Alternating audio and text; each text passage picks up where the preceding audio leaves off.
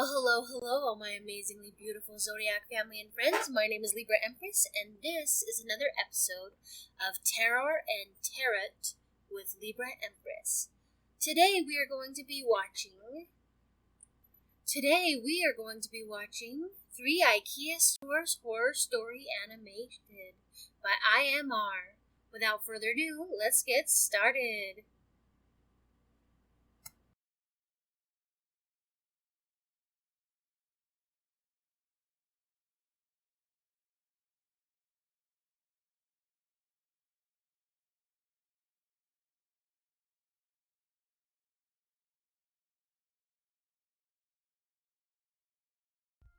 I recently moved out.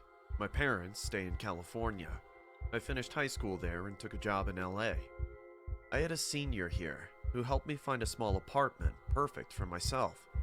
I've been self-dependent from a very young age, so moving out wasn't that scary for me. The apartment was already furnished enough. The only thing I needed was a new mattress. One of my colleagues at work told me there's a local IKEA store 2 blocks away from our workplace. So, one evening, I decided to head there after work. It was a warm summer night, and even though I wanted to leave early, I couldn't. At around 8:30, I finally reached the IKEA store. A vast range of different types of furniture stood all around me. The store closes at 9, so I hurried to the bedding section. I was looking for a comfy sleeping mattress. There was one guy at the sales counter located near the entrance. The store was mostly empty. I stood near the mattress collection and started to go through the price tags, looking for affordable prices. I looked all around, expecting a sales guy to help me out, but I didn't see anyone. I don't know how long I was checking out the mattresses. My concentration broke, hearing a voice behind me. "Are you looking for anything particular, ma'am?" I turned back immediately and saw an average-height, bony dude standing behind me wearing an employee uniform. His eyes were creepy. It wasn't just wide, but the eyeballs were almost bulging out of their eye sockets. I replied awkwardly, "I would like this one." He smiled creepily and said, "We do have some more collections at the back, and those will come at a good discount too. If you want, I can show you." I thought it won't harm to check some more options out, so I said, "Sure, show me."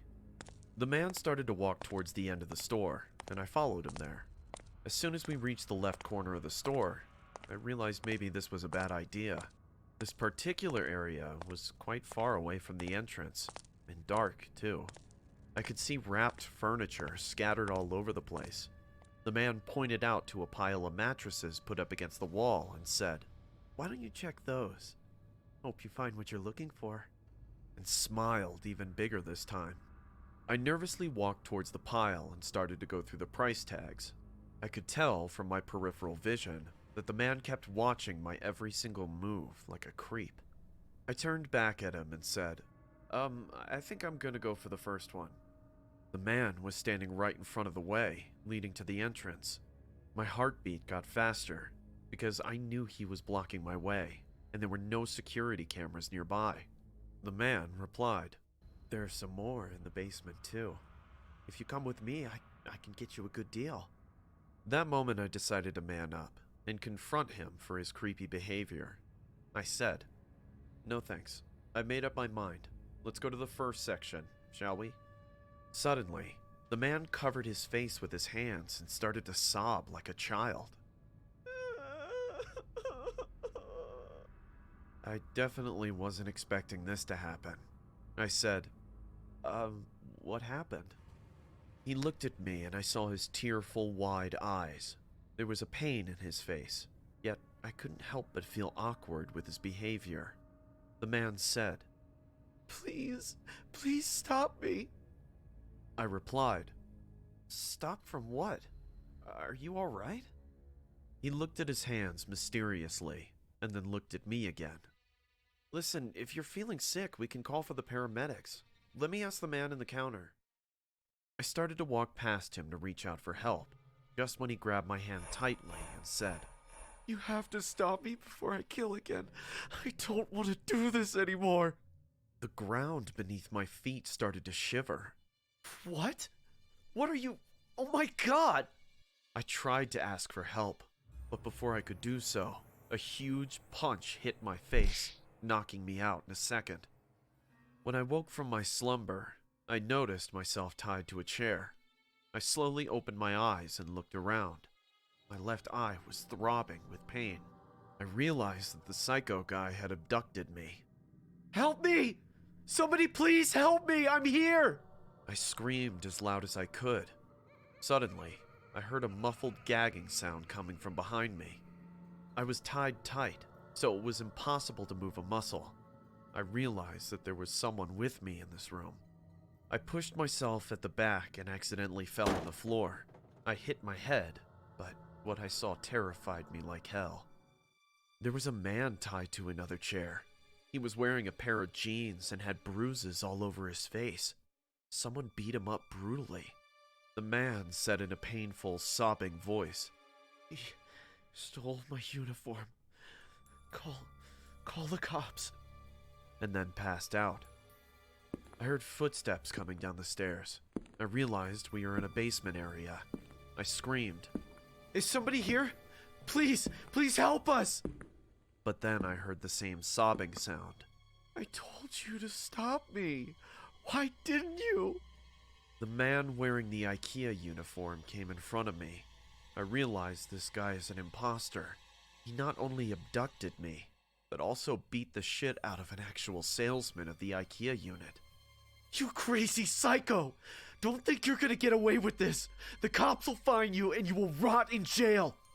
The man then looked at me with an expressionless face and started to laugh all of a sudden.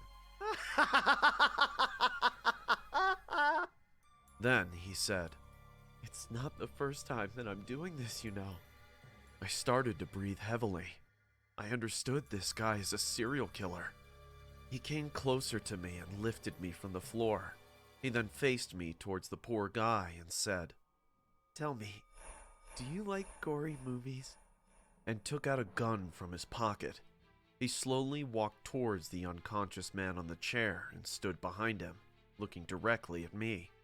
I started to cry in terror. Why? Why are you doing this? Please, let us go. What have we done?" The man screamed like crazy and said, "Be quiet! You are interrupting me with your bullshit now! You won't realize how much fun it is until you do it." He then lifted his hand and placed the gun behind the man's head. The man got back to his senses and said in a dizzy voice, What's happening? What is this?" I screamed at the top of my lungs, "No, please don't!" And at that moment, a loud gunshot took place, almost making my ears numbed. That psycho shot that poor salesman from point-blank range. His blood splattered on my face, and I screamed one last time. My voice got choked, and I sat there silently sobbing. My entire life flashed in front of my eyes while the psycho started to walk towards me. I knew my end was near, and probably like his other victims, no one will know about me and that poor IKEA salesman. He then came close to me and whispered in my ear, "Don't suffer so much. I hate when they suffer like this. It'll only take a second. Now close your eyes, doll." I closed my eyes as tears rolled down my cheeks. I could hear my breath as I waited for death. The man placed the warm gun on my forehead, burning my skin a bit, but I didn't feel that pain anymore. I heard the trigger being pulled back one more time. Then the man said, for the last and final time, "Ready or not, here it comes." When I opened my eyes, I saw cops running around me, and the psycho lying on the floor, coughing blood. His eyes looked at me, and then he never blinked. It's been 5 days since I was released from the hospital. The man at the counter was about to close the store when he realized he saw a girl entering the unit, but never saw her leaving the place. So, he decided to check the footage, just when he found me standing near the mattress area, talking to a guy and then following him to the other side of the store. He recognized that the guy is not their salesman. Moreover, he's an infamous serial killer that the cops were looking for. He rushed there and found the basement door locked. He called the cops immediately and also heard the first gunshot. I was lucky enough that the cops reached me as soon as they did and saved me from this devil before he shot me, just like the poor salesman. I might have to undergo therapy. I'm now boarding a flight to San Francisco to stay with my parents. I don't know when I'll be able to move out again and live on my own.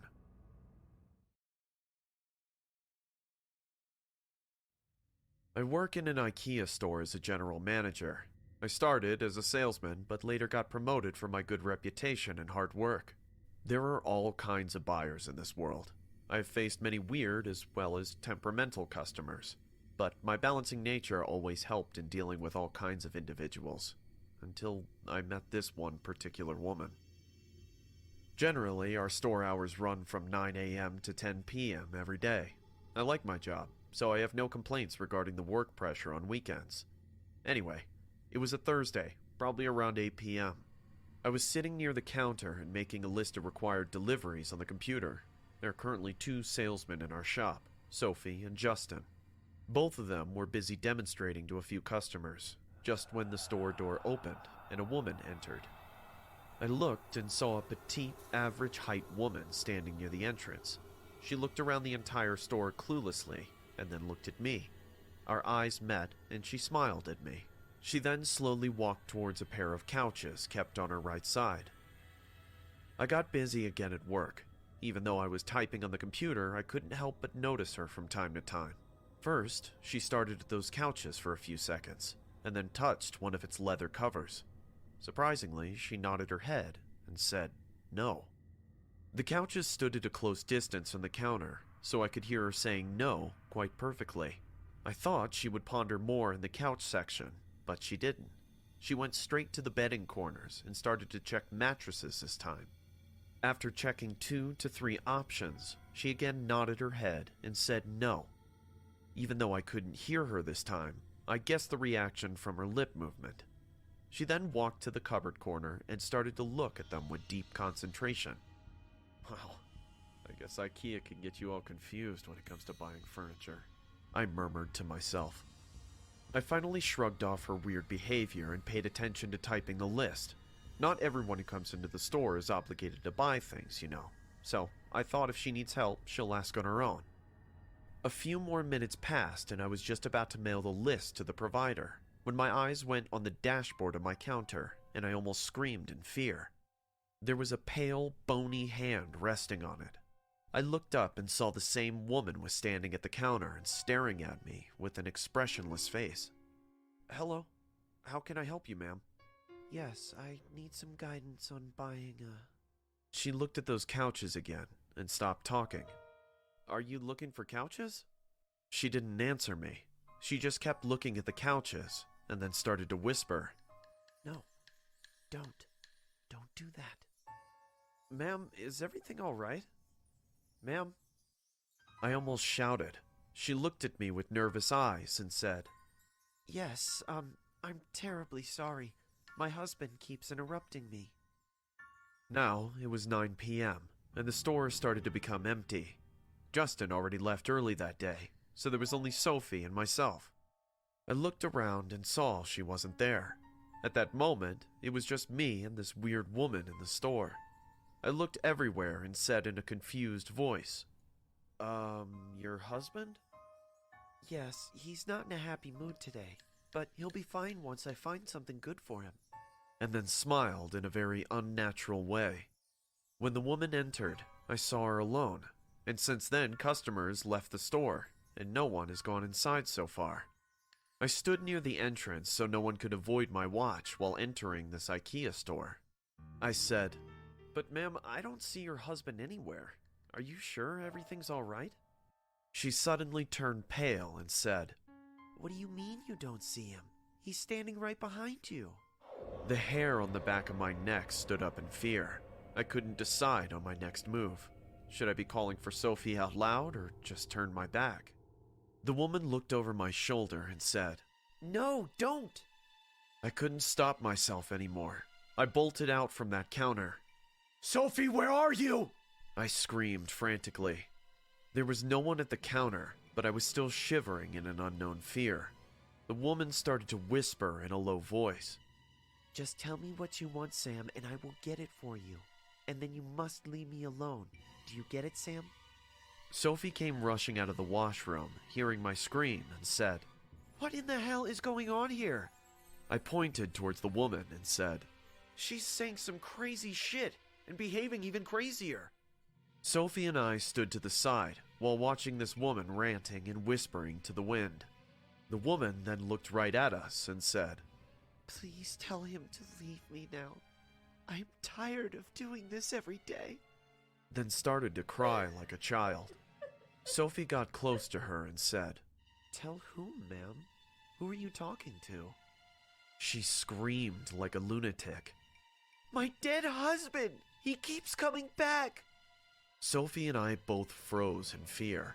Suddenly, the woman grabbed Sophie's hand and started whispering, No, please. I ran to the counter to call the cops, seeing things going out of hand, just when the store lights started flickering. Sophie screamed and freed her to run to the door. I too ran with her as the woman started to vomit on the floor. We were both extremely scared and out of rational explanations. The furniture at the store started to swing in the air and collide with each other, making loud thuds. Some of these furnitures even broke into pieces due to these supernatural occurrences. As soon as Sophie and I came out of the store, the entrance door shut behind us. We banged on it and tried to open it, but nothing helped. The woman kept vomiting on the floor as the lights flickered and furniture rattled against each other. Suddenly, the lights went off and all the sounds stopped. We were both panting in fear. With my trembling hand, I called 911. We tried to open the door once again, and surprisingly, it opened this time. The store was in complete darkness, hence none of us could figure out a single thing in the dark. Sophie and I were walking side by side when we both almost slipped on the floor. Ah, shit. What was under my feet? Sophie said. I too felt that the floor had become slippery. I thought maybe we had stepped on the vomit, and I turned on the flashlight on my phone, only to witness something that I will never be able to forget about. The woman was lying dead on the floor.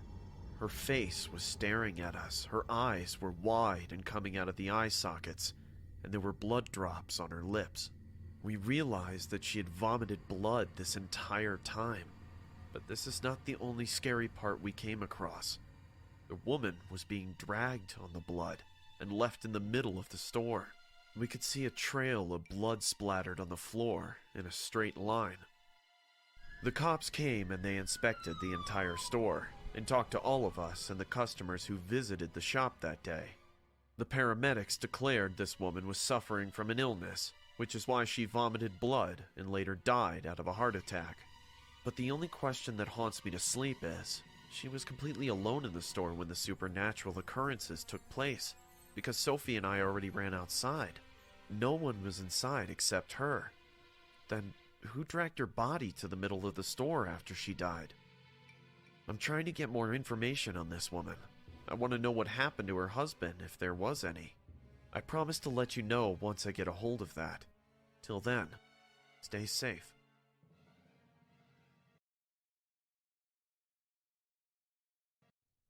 This is probably the first time that I'm opening up to people.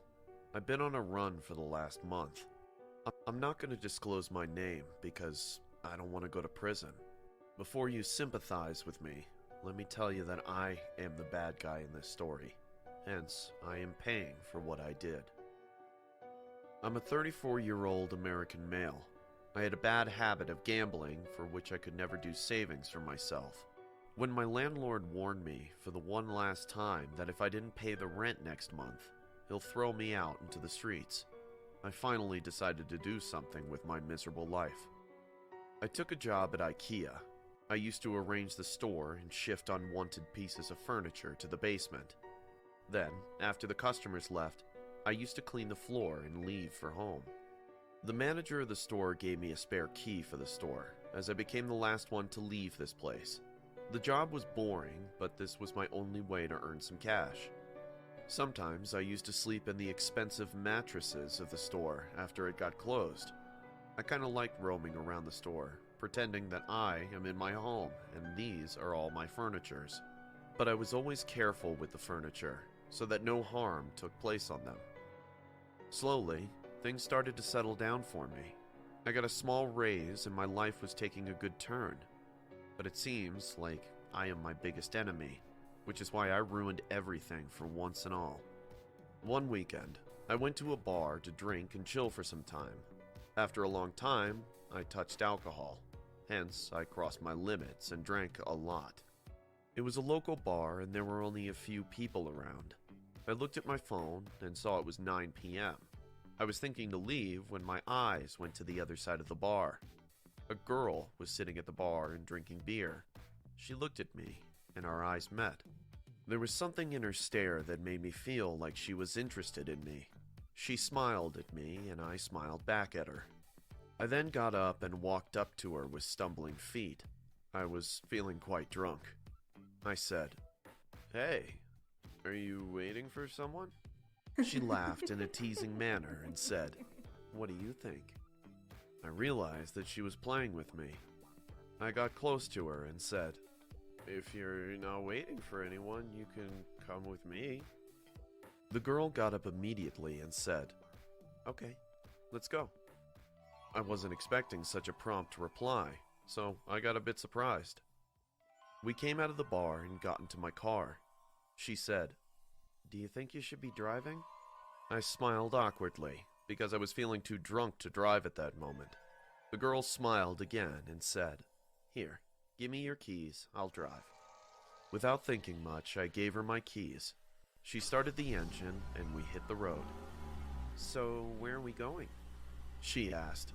I replied, "We can go to my place, or there's a place where I can take you too." She looked at me with curious eyes and said, "Where?" I told her that I work at IKEA and that I have the keys to sneak inside. She laughed and agreed to go with me there. We arrived near the store at 11 p.m.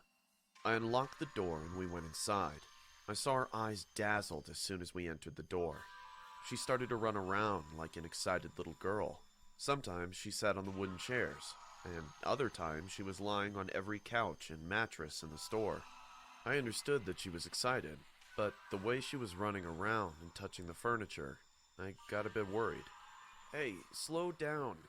Please don't break anything. My boss doesn't know I come here after work hours." She laughed and sat on a wooden table nearby. I walked up to her hoping for something to happen between me and her, when she said, "So, do you bring all of your girls here for casual hookups?"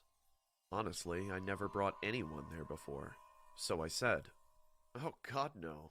I'm not that kind of guy. Honestly, you're the first girl I brought here." I saw her face change suddenly. She looked around and said in a curious voice, Do you mind telling me where your boss keeps the store cash?" "What? Why?" I said. She got up and said, "Well, we can check, you know. Don't you want to be rich?" And she smiled mysteriously. I understood that I brought trouble into this place. Her words didn't feel right to me, so I said in an awkward tone, "You know, this place is stuffy.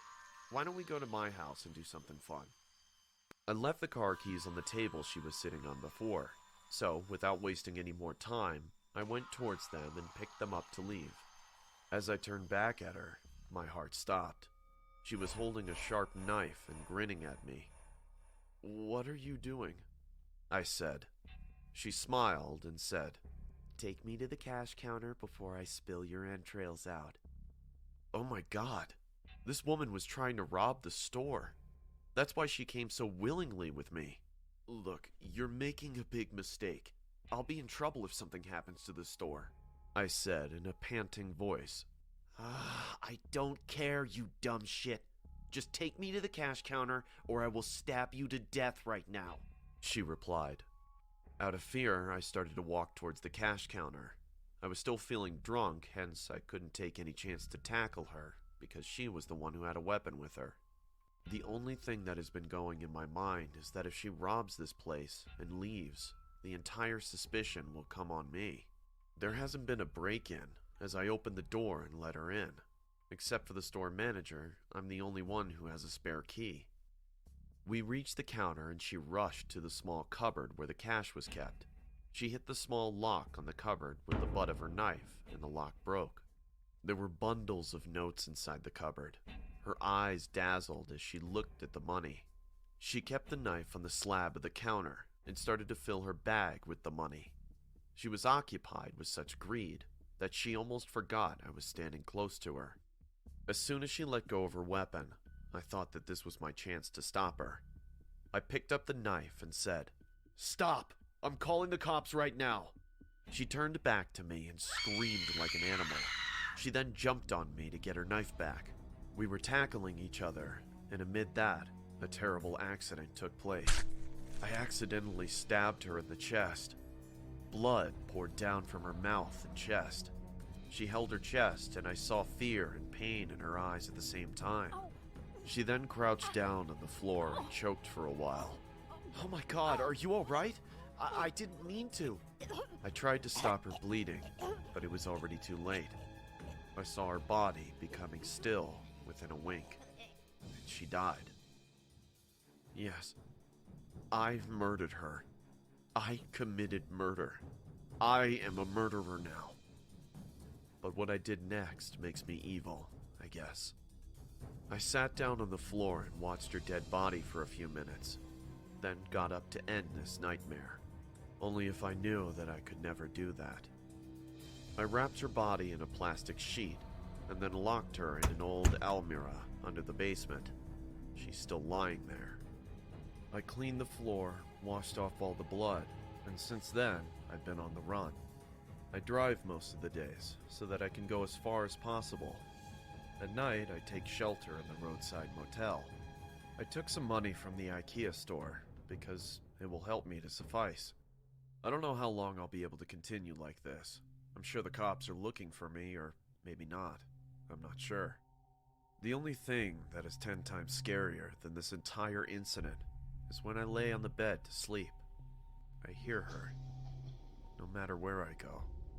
I see her standing near my bed in the middle of the night, holding her bloody chest while blood keeps gushing out of her mouth. She just stares at me with her horrible, lifeless grin and says, "Let me go. Let me go. Let me go!"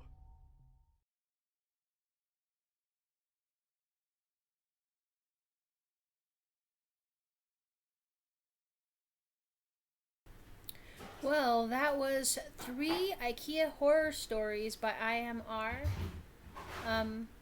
Holy crap. I don't know if I want to ever go to an IKEA. I've never been, but damn. Right? Alright, so we're going to do the dead spread. And I've already shuffled from like the first episode. I shuffled and then laid out 5 cards, and here's what I got. I got that the person that I'm connecting with worked really hard and was very burdened. And that, looking back on their life, they're very nostalgic. They have a lot of good memories along with bad memories. Now, a lesson that they wanted to share is that,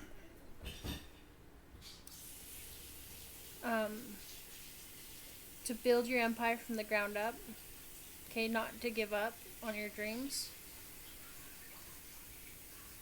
Now, the one thing that they wish they'd paid more attention to was their family. They were really constantly working and burdened. But the message they wanted to give to you would be to not be so possessive or selfish with your energy, but also not to let anybody be possessive over you. I hope that this helps. Alright, thank you so much for hanging out with me today.